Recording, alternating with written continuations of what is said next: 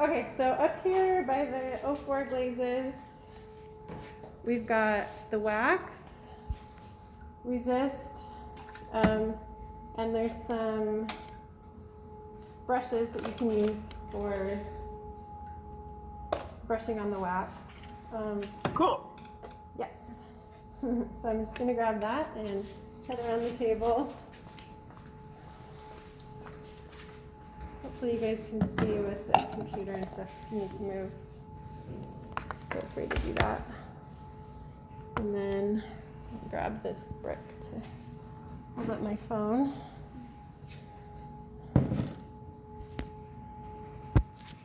Alright.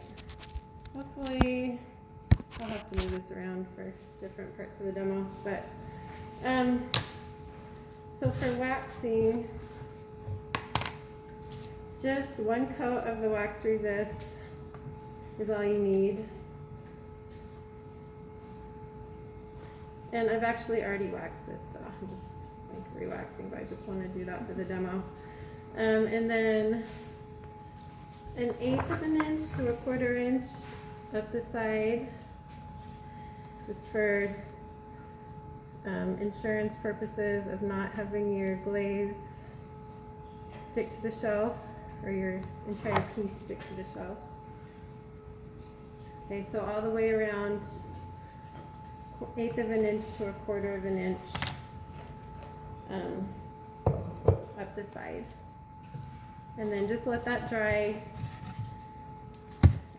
It's good to get the brush over to the sink and wash it out with soap and water, just so that wax doesn't dry in there. I'll do it right after I'm done with the demo. That way it can be reused by someone in the future. Okay, so I think that Jana showed you guys how to just dip, like one dip with the tongs in there. I want to show you how to do like an inside glaze and then an outside glaze, just so you know how to use that technique.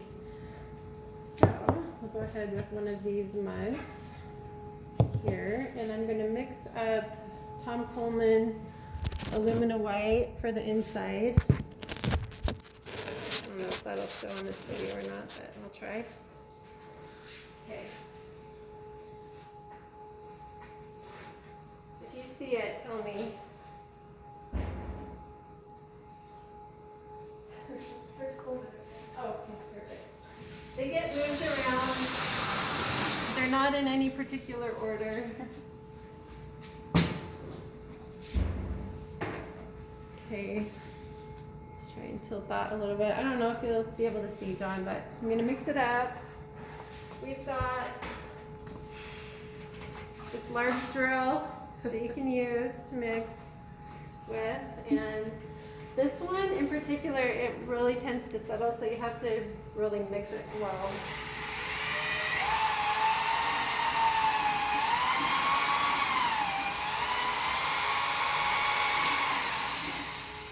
Starting up above the sediment that's in there and working it down into.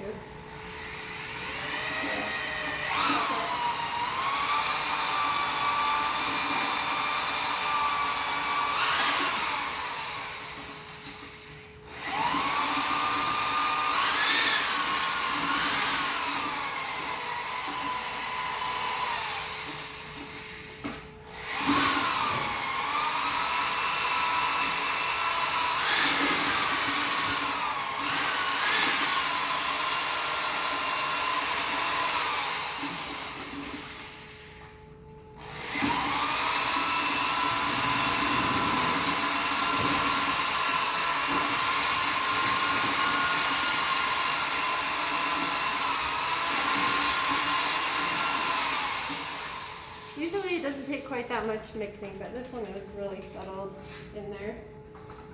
Just put the drill back in the bucket of water. Getting all messy. Okay, so I like to have a bucket and sponge, bucket of water and sponge handy just for cleaning up my glazes as I go. Okay, and I'm going to use this little cup that you can find over by the sink to dip out the glaze and pour it into my cup.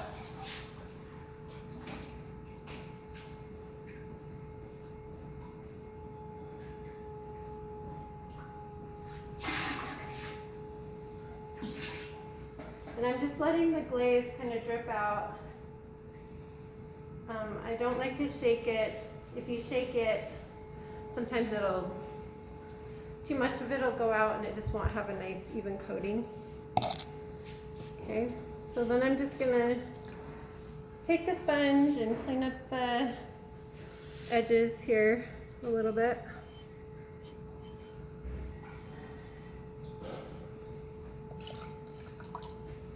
Okay, and then I'll get my glaze ready for the outside, which I want to use Carmen's turquoise blue.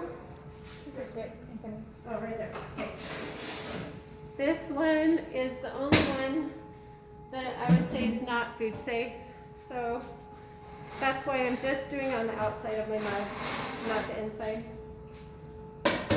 Okay, this one mixes up better than Tom Coleman's. Okay,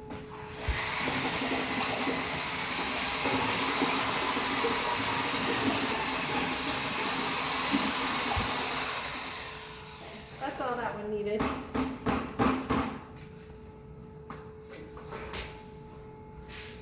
Okay, so what I'm going to do is I'm going to hold it at the rim like this and dip it down into the glaze as far as I can, like up to my fingertips.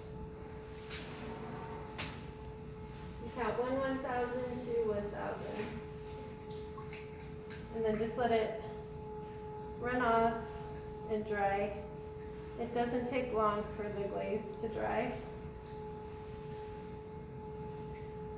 Okay, and then there's those little beads of glaze on the bottom that I just want to clean off before I set it on the shelf to get fired.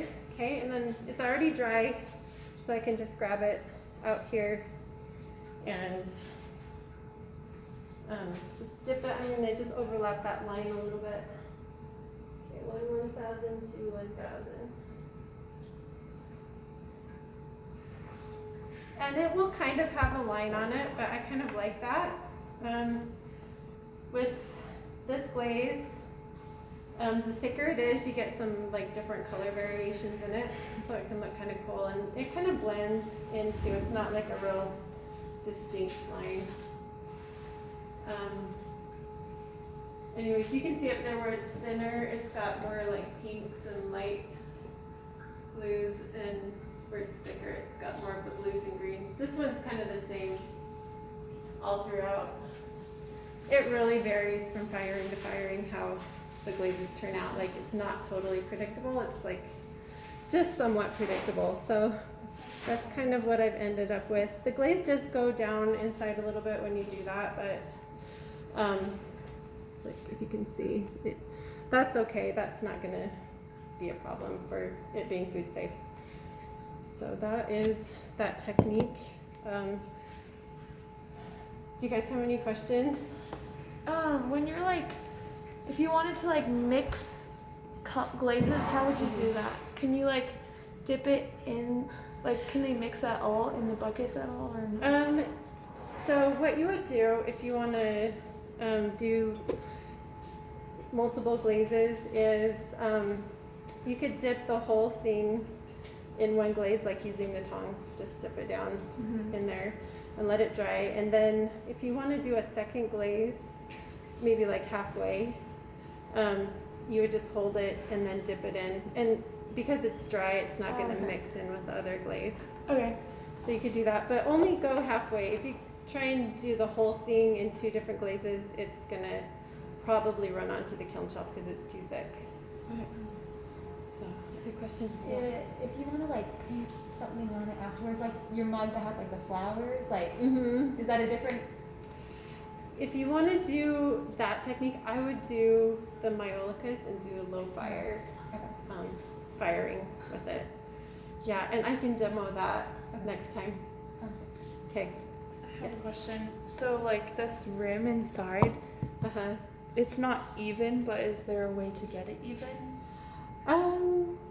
Not really, unless you like can just, I don't know. It's really hard to control. Yeah. So Yeah, I'm one that I kind of just like imperfection. Like, if you want a perfect mug, like just go to Walmart and buy one off the shelf, you know? Yeah. But I guess like if you want it to be a perfect line, there's more control with the low fire Okay. glazes.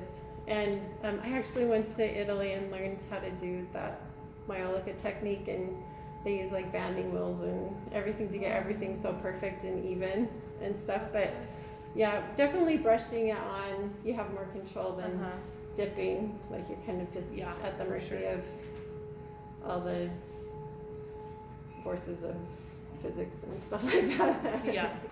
Okay, last question. If, I think Jenna said like you like fire down or something, like so you start at 10 and then you can do like a low fire glaze. So if I like have like a base color and I dip it in glaze 10 and then I fire it and then I paint over it, is that what the idea is? You could do that. Okay. Yeah. I don't know that I would totally recommend doing that. You could like maybe test it out on something that I don't is care like about not for an assignment or Okay. yeah, and see what happens. Okay. Yeah. That's just wondering. That's what you'd want to do is fire down. Okay. Yep. Any other questions? Okay, I'll let you guys get to the wheel and I'll just be around to help you as much as I can. Thank you. Hey, thanks.